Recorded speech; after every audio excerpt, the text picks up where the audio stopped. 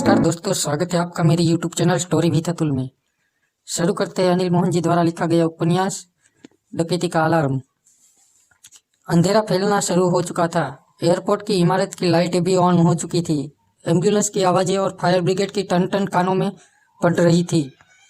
Plane landing के वक्त कुछ बुरा ना हो जाए, उसके लिए पहले ही पूरी तैयारी की जा रही थी। इस बरसात में भी हर कोई अपने कामों को पूरा करने में लगा हुआ था। वानखेड़े पक्का इरादा कर चुका था कि अगर कोई सोने पर डकैती करना चाहता है तो वो नहीं होने देगा। तभी वानखेड़े ने पास में खड़े एक कांस्टेबल से छाता लिया और उसे बता दिया कि कार्गो के वॉल्ट के पास बाद में आकर अपना छाता ले जाए। छाता खोले तेज तेज कदम उठाते वानखेड़े कार्गो के इमारत के पास जा पहुंचा। सामने ही वॉल्ट का दरवाजा बंद नजर आ रहा था। वॉल्ट को बाहर की तरफ इसलिए रखा था कि उसमें सामान रखने और निकालने में आसानी हो। तेज बरसात में कोई गनमैन पहरे पर नहीं दिखा। इंस्पेक्टर शाहिद खान भी नहीं। वो वॉल्ट के पास ही नजर आ रहे दरवाजे के पास जा तो वहां भीतर गनमैन खड़े दिखे, जो कि तेज बरसात की वजह से भीतर आ गए थे। इंस्पेक्टर वानखेड़े शाहिद खान भी कुछ दूर कुर्सी पर बैठा था, जो कि उसे देखते ही पास आ गया। आपने बहुत देर लगा दी सर, शाहिद खान ने कहा। वानखेड़े ने शांत स्वर में गनमैन से कहा, बेशक तेज बरसात हो रही है, परंतु जिसकी ड्यूटी जहां है वही खड़ा हो जाए। भीगने से डरो मत, काम पहले। न चाहते हुए भी सब गनमैन बाहर निकल गए। ऐसी भी क्या बात सर कि आपने उन्हें बरसात में आने वाले वक्त में शायद कुछ गड़बड़ हो जाए, वानखेड़े ने गंभीर स्वर में कहा। मैं कुछ समझा नहीं। वानखेड़े ने शाहिद खान को एयरपोर्ट के हालात बताए। सोनिया, मोहन भोंसले और मोहन के घर बम बनाए जाने के अलावा हर बात बताई और अपना अंदेशा बताया। आपका मतलब है कि यह सब यहाँ पड़े 500 करोड़ के गोल्ड की डकैती करने के लिए किया जा रहा है? ऐसा संभव हो सकता है? शाहिद खान ने फौरन कुछ नहीं कहा, कुछ रुक कर बोला, सर आपका ख्याल ठीक भी हो सकता है और नहीं भी। अगर सही है तो डकैती करने वाला बहुत दिमाग लगाकर यह काम कर रहे हैं, वो खतरनाक भी।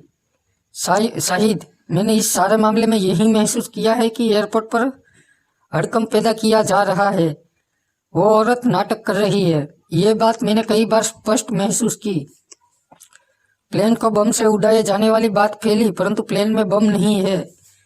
यह सब करने के पीछे एयरपोर्ट का ध्यान भंग करने के लिए ही यह किया जा रहा है कि सबका ध्यान उस विमान की तरफ लग जाए और वो लोग गोल्ड की डकैती करके बाहर निकल जाए। मैं तो चाहता हूँ कि मेरा ख्याल गलत हो, ऐसा कुछ भी ना हो, परंतु हमें सतर्क रहना होगा कि ऐसा भी कुछ हो सकता है। अगर ऐसा होता है तो हमें उन लोगों को सफल नहीं होने देना है। सब गनमैनों पर नजर रखो कि वो अपनी ड्यूटी पर जमे रहे। मैं वॉल्ट के भीतर देखना चाहता हूँ कि सिक्योरिटी इंचार्ज कौन है। मिस्टर रमेश गोरे है, वो उस कमरे में बैठा है, मैं अभी उसे बुला कर लाता हूँ, कहकर शाहिद खान चला गया। 2 मिनट में ही शाहिद खान रमेश गोरे के साथ वापस लौटा। कहिए, गोरे बोला, तुम यहाँ के सिक्योरिटी ऑफिसर हो? जी हाँ। मैं वॉल्ट को भीतर से देखना चाहता हूँ। इसके लिए तो मुझे वॉल्ट का दरवाजा खोलना पड़ेगा, भीतर कीमती सामान है, मुझे भीतर से इजाजत लेनी होगी, गोरे ने कहा। तो इजाजत ले लो शाहिद खान, तुम उसके साथ जाओ। दोनों चले गए। बरसात पर निगाह मारते वानखेड़े वही खड़ा रहा। दूर रनवे की रोशनी चमक रही थी। वानखेड़े के चेहरे पर गंभीरता थी, वो सोचों में डूबा लग रहा था। 10 मिनट बाद रमेश गोरे और शाहिद खान एक अन्य आदमी के साथ वहां आ गए। वो आदमी कार्गो में रमेश गोरे का ऑफिसर था। आप वॉल्ट के कमरे में क्या देखना चाहते हैं इंस्पेक्टर साहब? वो पूछने लगा। मैं बस भीतर नजर मारना चाहता हूँ। चलिए, मैं भी साथ चलता हूँ, कुछ देर इंतजार कर ले, बरसात आ रही है। मैं रुक नहीं सकता, वानखेड़े ने कहा। चारों भीगते हुए दीवार के साथ घूमकर वॉल्ट के दरवाजे के पास जा पहुंचे। वहां गनमैन फैले भीगते हुए अपनी ड्यूटी दे रहे थे। ऑफिसर ने उन्हें देखकर कहा, यह सब पहरेदार तो भीग गए, वॉल्ट खोलो। रमेश गोरे आगे बढ़ा और वॉल्ट के स्टील के दरवाजे के पास जा पहुंचा। ऊपर लाइट ऑन थी और वहां छोटा सा शेड भी था, जिसकी वजह से बरसात में बचा जा सकता था। रमेश गोरे ने सबकी नजरों से बचाकर दरवाजे पर लगी छोटी सी चक्री को घुमाकर कॉम्बिनेशन नंबर मिलाया, फिर हैंडल को दबाते हुए दरवाजा खोल दिया। स्ट्रांग रूम में रोशनी ऑन थी। वे सब भीतर आ गए। भीतर लकड़ी की 50 पेटियां 2 हिस्सों में करीने से लगा रखी थी। इन पेटियों में गोल्ड है? वानखेड़े ने पूछा। हाँ, रमेश गौरव ने कहा। 2-3 मिनट वानखेड़े उसी कमरे में रहा और नजरें दौड़ाता रहा। वो 15 बाय 15 का कमरा था। कोई खिड़की रोशनदान नहीं था। वानखेड़े ने वहां की अच्छी जांच की। भीतर आने का यही एक रास्ता है? वानखेड़े ने पूछा। एक ही है, उस ऑफिसर ने कहा। कोई खिड़की रोशनदान नहीं है? बिल्कुल भी नहीं, परंतु मेरी समझ में नहीं आ रहा है कि आप भीतर से क्या देखना चाहते हैं। जो पूछ रहा हूँ वही देखना चाहता था। वैसे हमें वॉल्ट को खोलने की इजाजत नहीं थी, परंतु आपके कहने पर खोल दिया। आप न खोलते तो इजाजत मिल जाती आपको।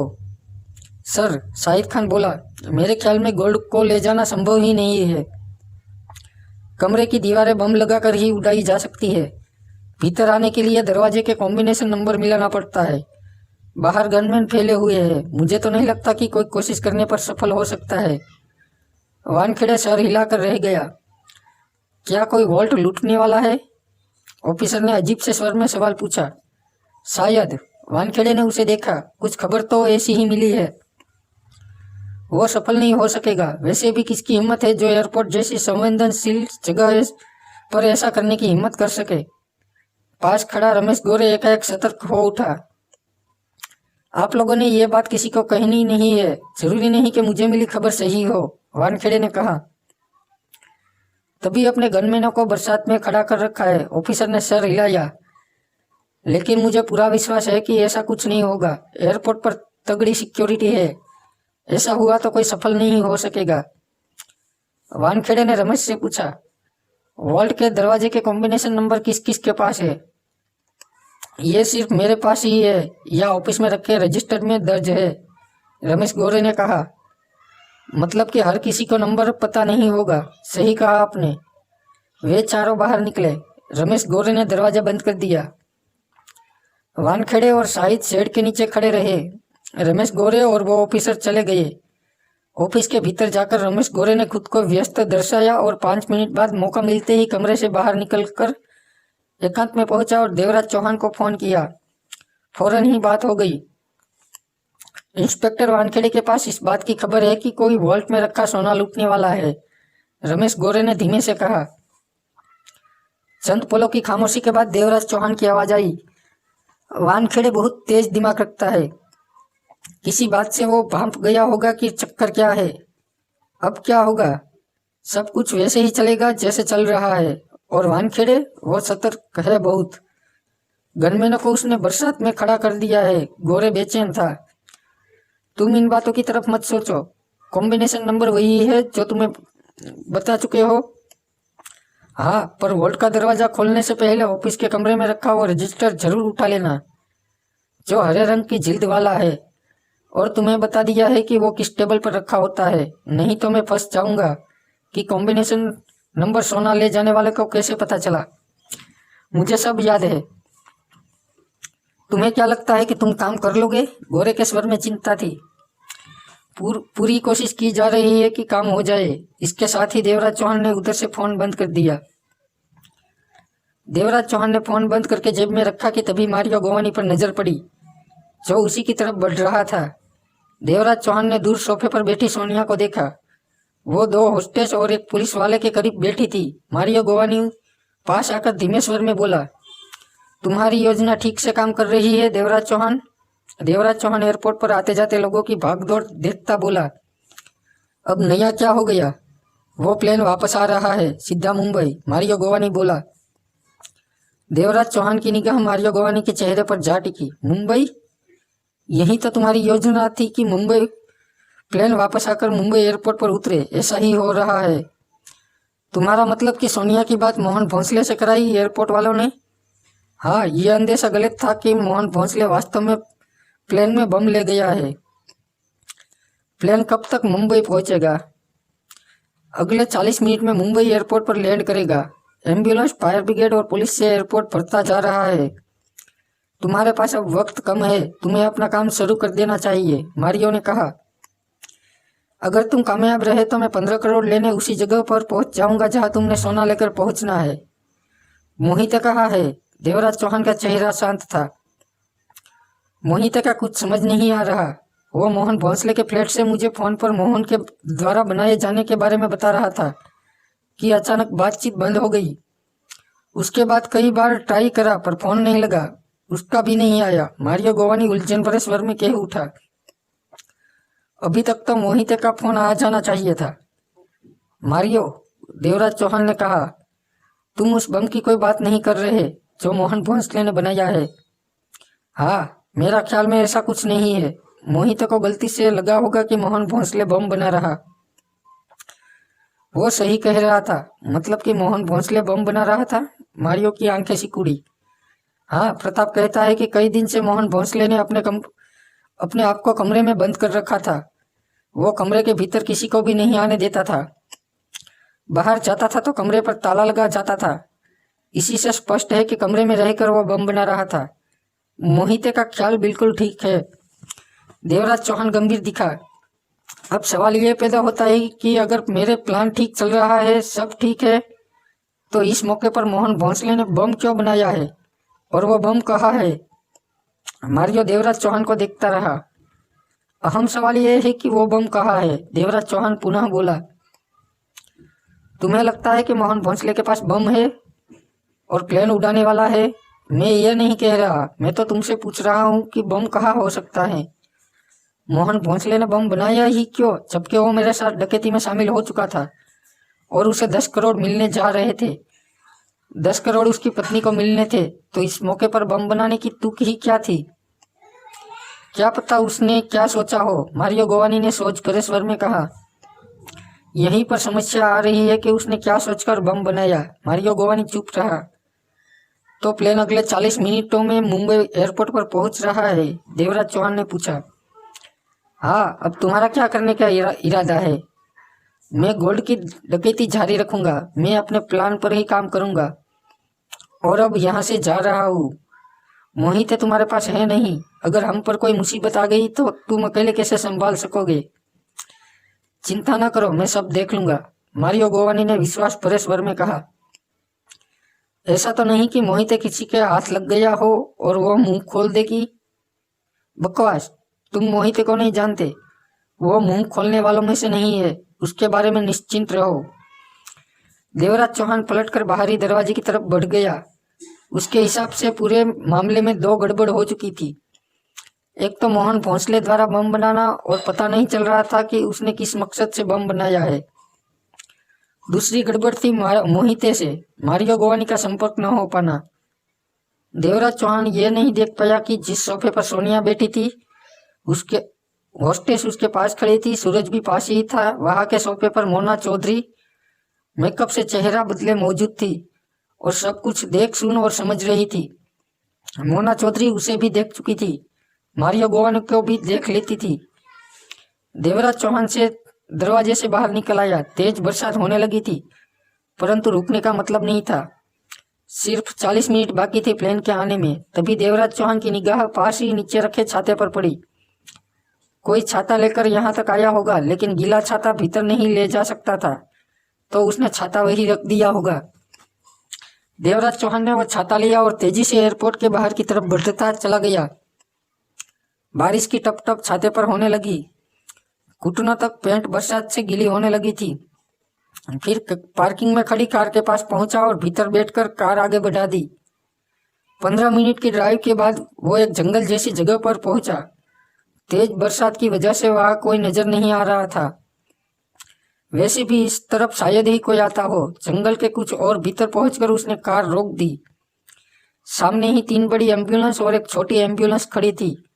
बाहर कोई भी नजर नहीं आ रहा था। देवराज चौहान छाता लेकर बाहर निकला और छोटी एम्बुलेंस के पास पहुंचकर दरवाजा थपथपाया।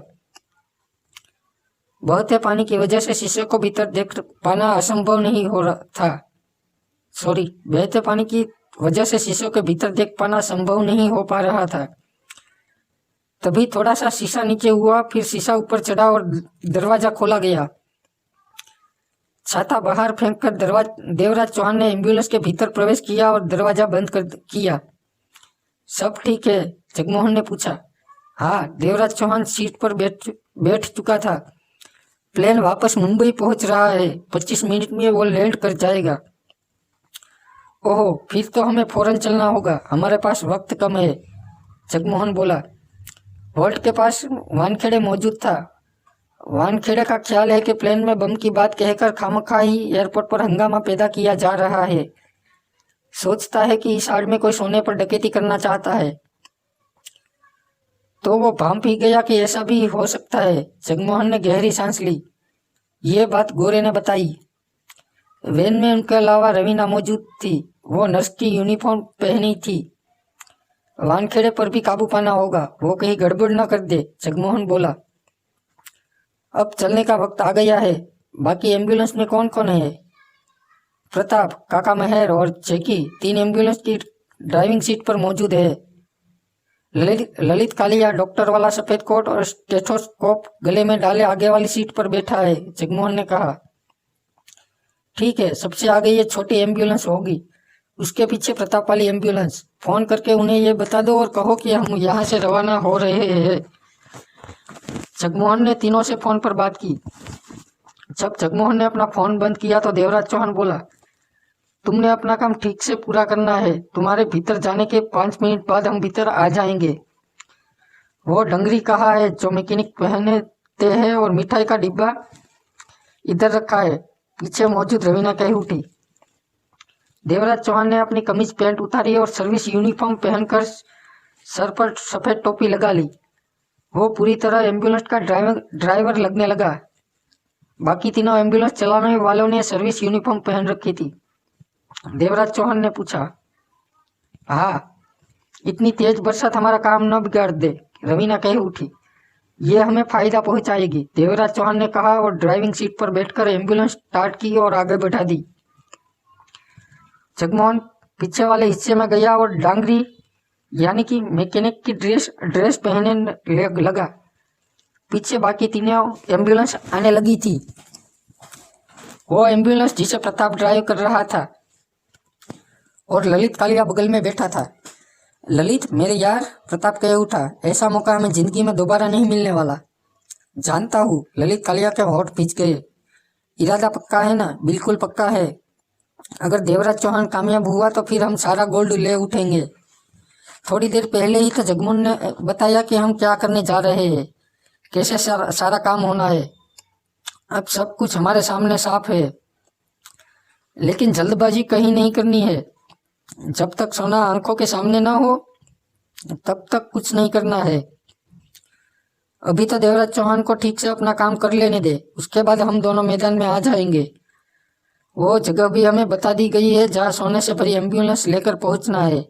वो जगह सुनसान है, वहाँ हम सबको शूट कर देंगे, साले देवराज चौहान को भी और उस जगमोहन को भी। प्रताप ठहाका लगा उठा।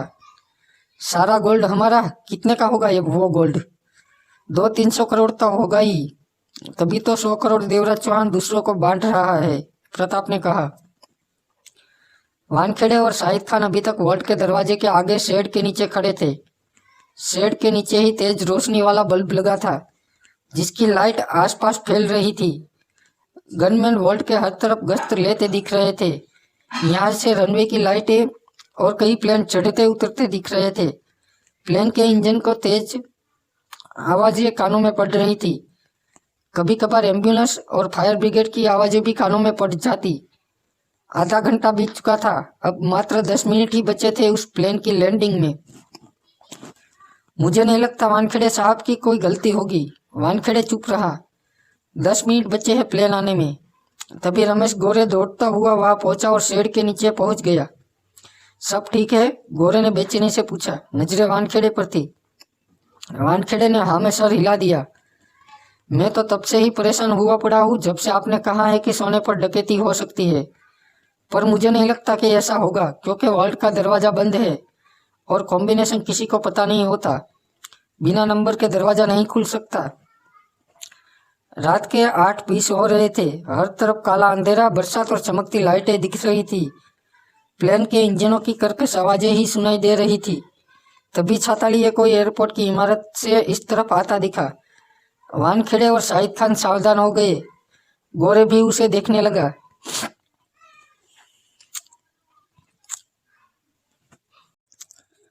गश्त करते गनमैन सतर्क मुद्रा में अपनी जगह ठिठक गए।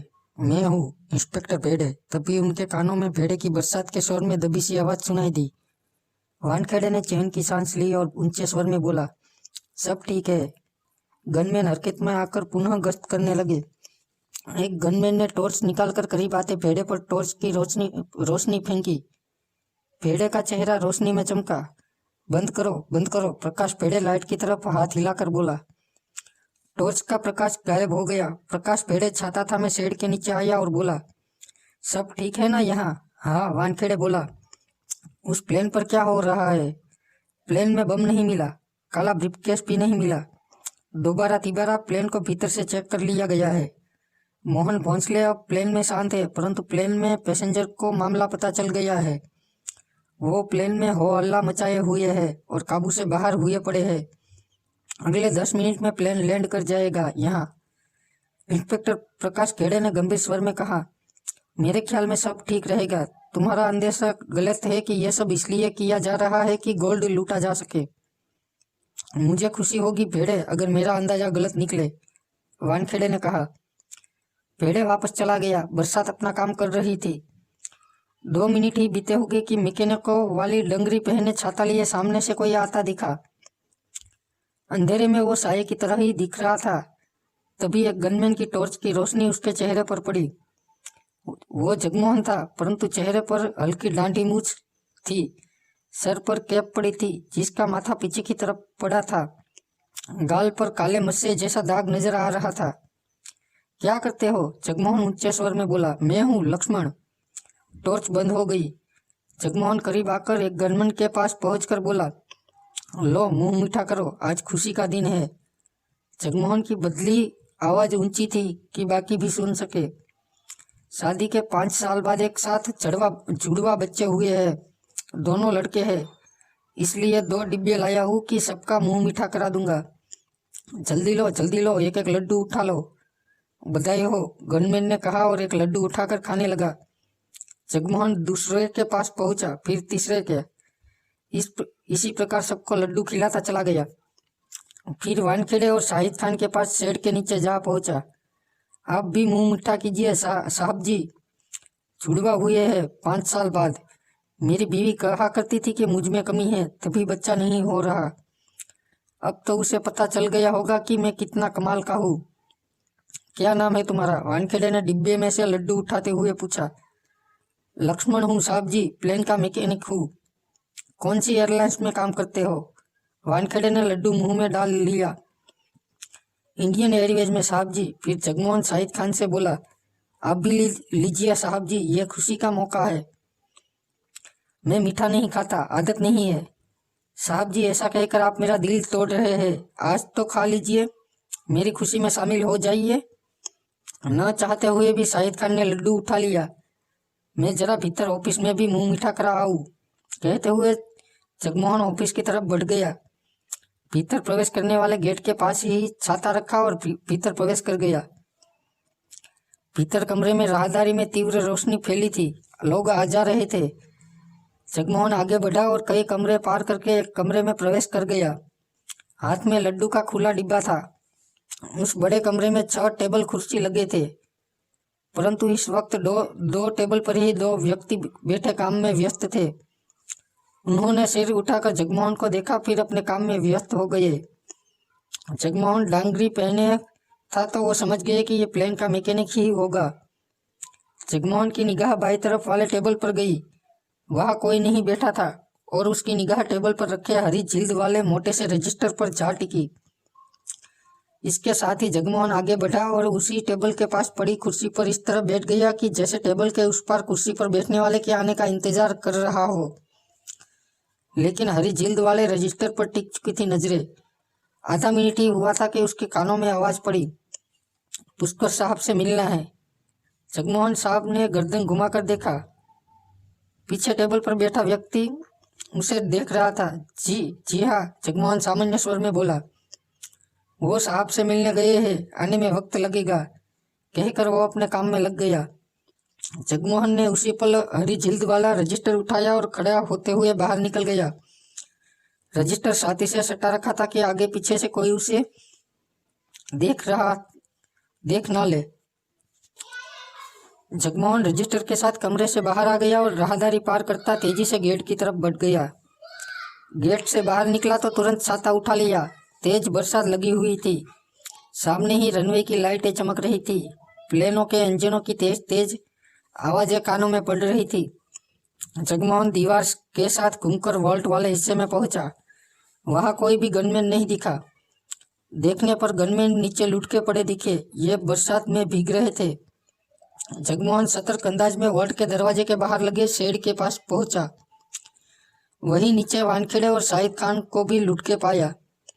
जगमोहन के चेहरे पर चैन के भाव उभरे। लड्डुओं में तेज बेहोशी की दवा थी जो कि फौरन अपना असर दिखा देती थी और आधे घंटे तक गहरी बेहोशी में रखती थी। इन्हें बेहोश हुए 7-8 मिनट हो चुके थे। वक्त तेजी से भाग रहा था और उसे देवराज चौहान और अन्यों के आने का इंतजार था। तेज बरसात की वजह से कोई इधर नहीं आ रहा था। अगर आ गया और गनमैनों को बेहोश देखा तो मामला बिगड़ भी सकता था। फ्लाइट नंबर 317 के लैंड करने का वक्त आ गया था। एयरपोर्ट पर हलचल मची थी। रनवे के आसपास फायर ब्रिगेड और एम्बुलेंस खड़ी थी। रनवे की तेज लाइटें जल रही थी।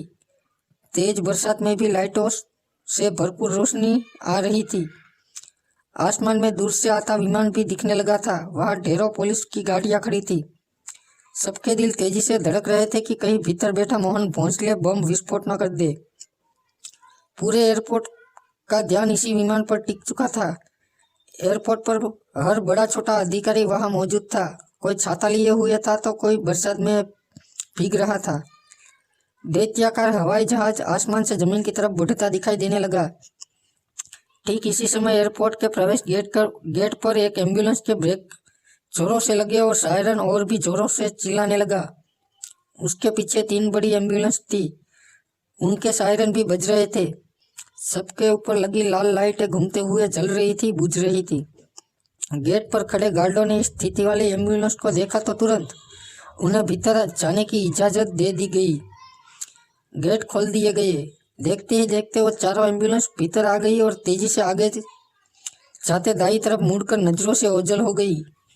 वहां से ठीक सामने फ्लाइट नंबर 317 अपने दैत्याकार रूप में नीचे आती नजर आ रही थी। उन चारों एम्बुलेंस में देवराज चौहान और उसकी पार्टी के लोग थे। एकाएक एम्बुलेंस के बजते सायरन बंद हो गए। उनकी लाइटें बुझा दी गई। तेज बरसात में जैसे वो चारों एम्बुलेंस दबे पाव वॉल्ट के दरवाजे के पास आ पहुंची हो। फुर्ती से एम्बुलेंस के दरवाजे खुले और देवराज चौहान, रवीना, जेकी, ललित कालिया, प्रताप और काका मेहर बाहर निकले। जगमोहन तेजी से उनके पास पहुंचा।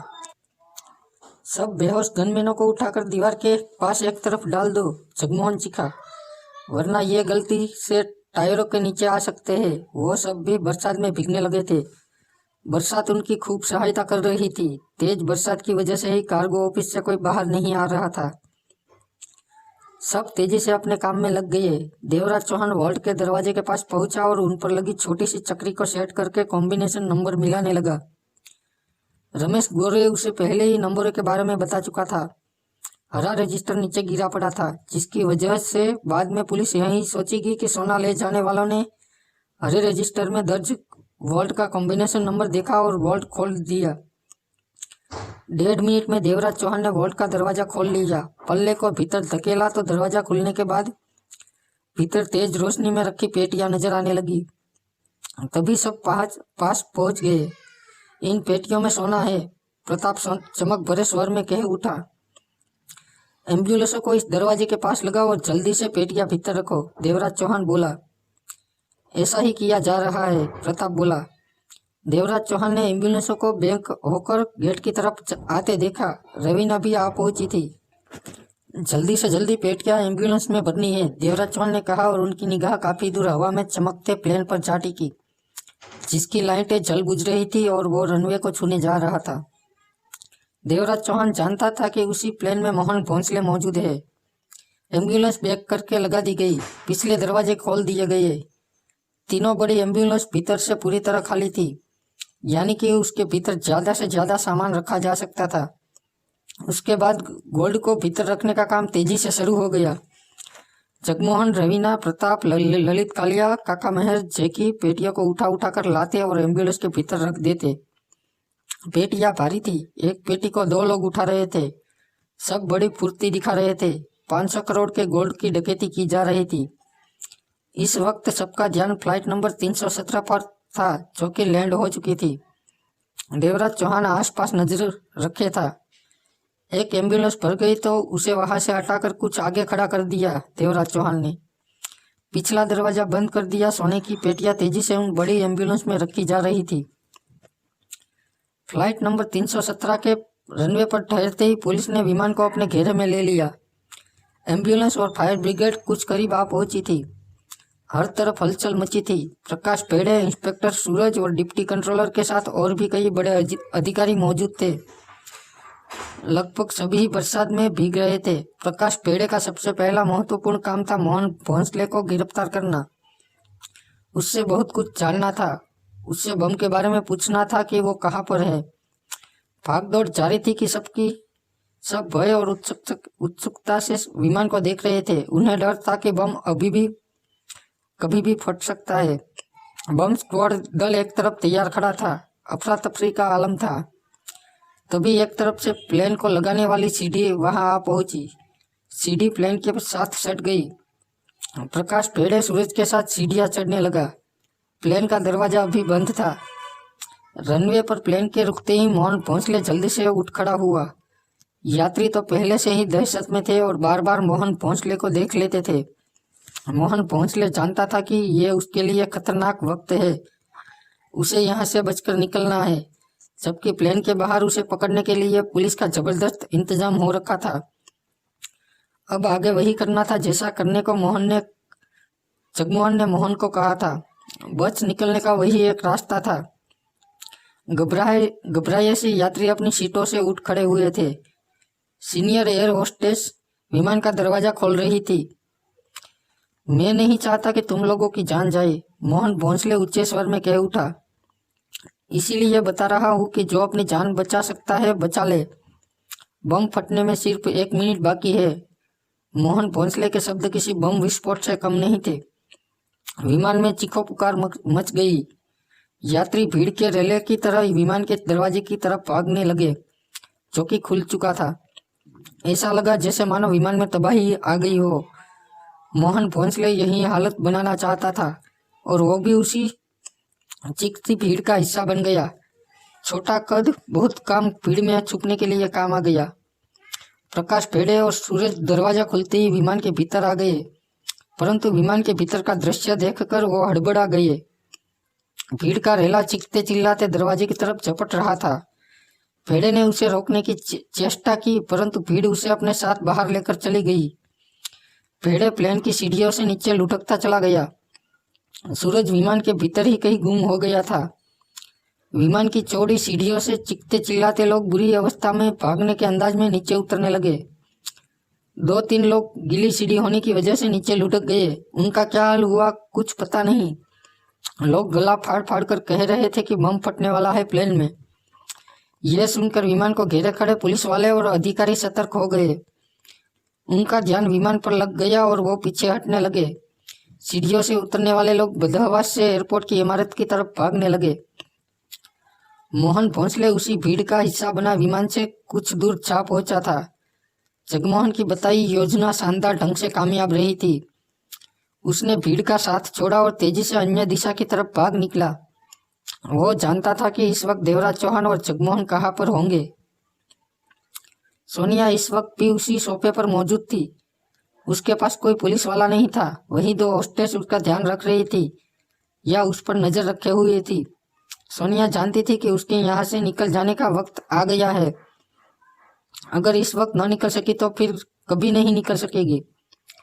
जल्दी ही सबको पता चल जाना है कि कार्गो वॉल्ट में गोल्ड की डकैती हो गई है। तब पुलिस को यह समझते देर नहीं लगेगी कि यह सब तमाशा डकैती को सफल बनाने के लिए ही किया गया था। एकाएक सोनिया उठते हुए बोली, अब तक तो प्लेन लैंड कर गया होगा। तुम यहीं रहो, जल्दी ही तुम्हारा पति से तुम्हारी मुलाकात हो जाएगी। एक होस्टेस ने कहा।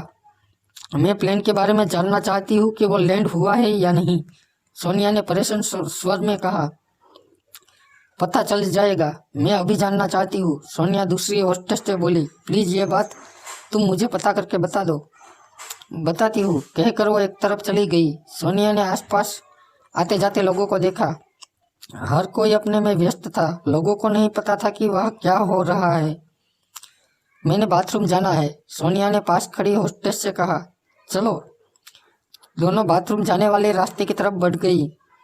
मुझे बहुत घबराहट हो रही है, सोनिया ने साथ चलती होस्टेस से कहा। अब तो सब ठीक होने वाला है, होस्टेस ने उसे तसल्ली दी। तुम क्यों घबरा रही हो? पता नहीं, पर मुझे घबराहट।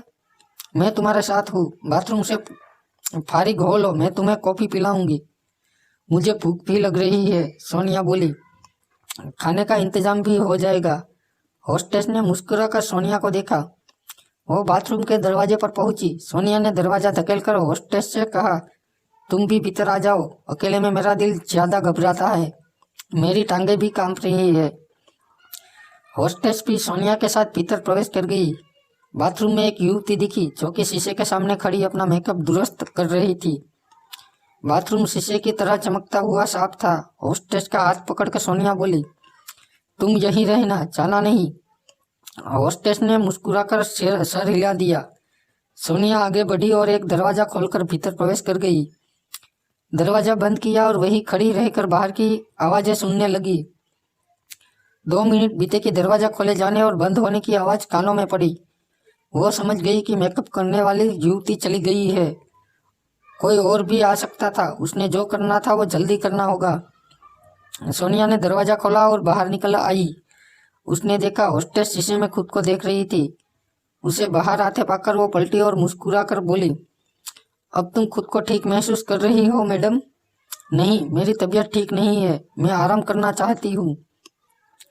हम दोनों वापस चलकर कॉफी पीते हैं। सोनिया वॉश बेसिन में के पास आई और खुद को शीशे में देखा।